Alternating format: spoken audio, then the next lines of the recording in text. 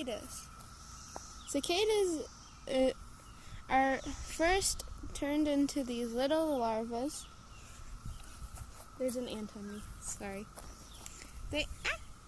First there are these little larvas, and they go out of these little holes. I don't know where there's a hole.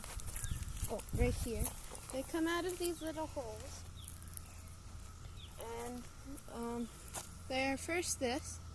Then they climb up a tree or anywhere safe to shed. And then perfect example. Then they shed their scales. It usually takes like a day or something.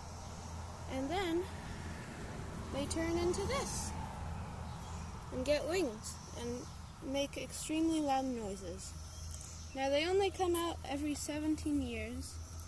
So it's very rare to see them.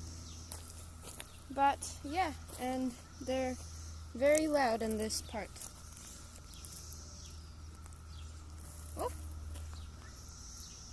And as you can see, this one doesn't fly so well, and his wings might be dying. So yeah. That's the larva. He's very stable on my hand. They have very good grip. As you can see, I'm going to try to take him off with my hand. With his little feet, he grips onto my hand. I don't know if you can see there. Let him just like that. See? Oh, no, the larva.